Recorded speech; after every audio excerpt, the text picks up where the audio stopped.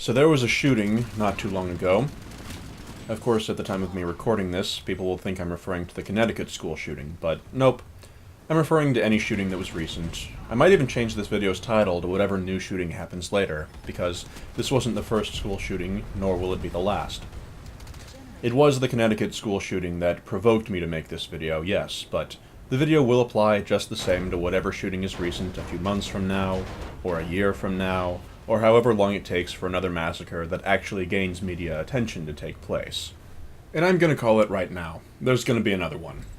It may take 5 months, it'll probably take closer to 5 years, but in the end, there will be another one.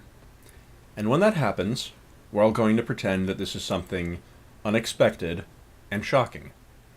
But in reality, both words will be completely false.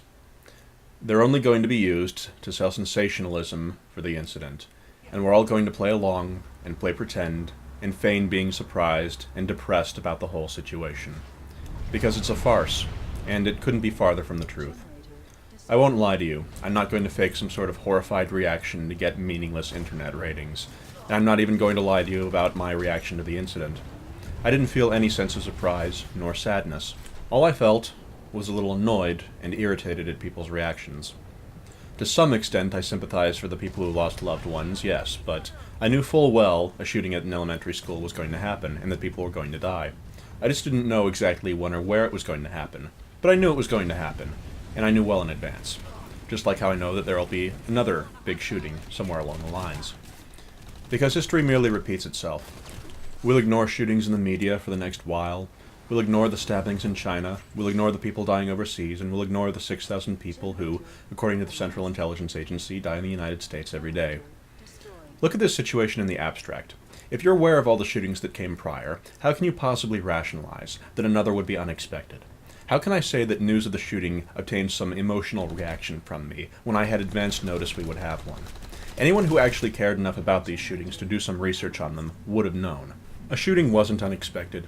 People just didn't expect it to happen where and when it happened, and for me, that's not enough to justify surprise. If I can see the future and know when and where people are going to die, how long do you think it would take me to stop having an emotional reaction to seeing people's deaths?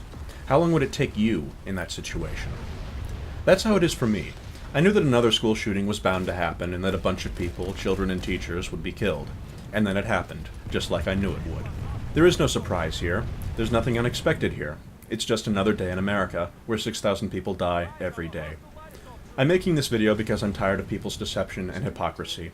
People pretend to feel sorry for the victims, they pretend to care, and that's all it was. A game of pretend, a game children play. In truth, we loved the shooting. We loved every moment of it. We loved feeling like we were such great, caring people. We loved acting all emotional and sad about what had happened.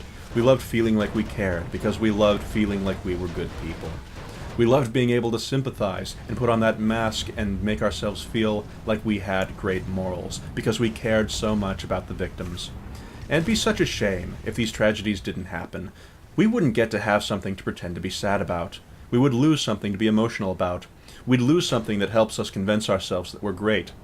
So we don't really want less shootings, no. If we wanted less shootings, we'd examine how they came about and rationally approach the topic with research and without emotions clouding our judgment. But that's not the choice America made.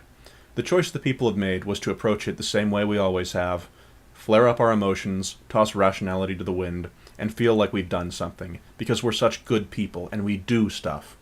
But we don't actually want the problem fixed. If less kids got shot, we wouldn't be able to pour out our hearts over their deaths, and that's something we just can't sacrifice.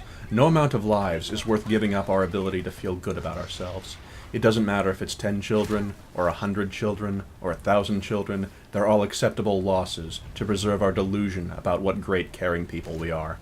Just like how people cared about this recent shooting for a short time, then it became old news, and we went into our scripted cycle of emotionally enraged fits about gun prohibition in video games. In the end, no real progress will be made. We can't risk real progress. If we made real progress, then America would lose one of the best ways to emotionally feel like they were good people. We can't give up our school shootings. It's a national tradition now. Kids from all around the nation place their names in a big hat, and one of the schools will be selected for our traditional shooting. And then a bunch of children and school teachers will be murdered for our emotional happiness, just like human sacrifices to the sun god.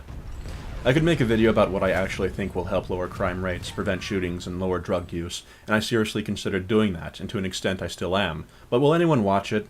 If I had made 2 videos about the shooting, and they appeared in the mainstream media, one only hours later with an emotional response to how horrible it was, the other waiting a week for a critical examination of the shooting and explaining my position on how to prevent it in the future, which do you honestly think would be more liked and receive more views? And ratings for the hosting news source? Be honest.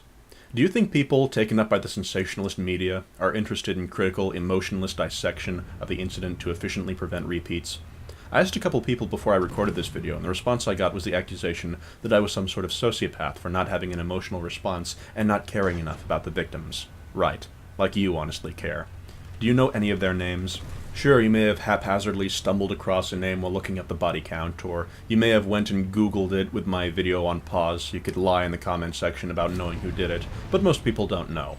And I'm the sociopath for not participating in this charade you mislabel care for human life. America, you are the sociopath, not me.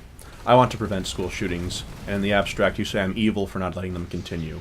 For not focusing on how the killer played Call of Duty, for not buying into the sensationalism and utter lack of fact presented by the media, for not mindlessly obsessing over these things, you somehow rationalized that I'm the morally reprehensible one, because I placed fact over emotion, and if I don't value emotion better, I'm morally bankrupt.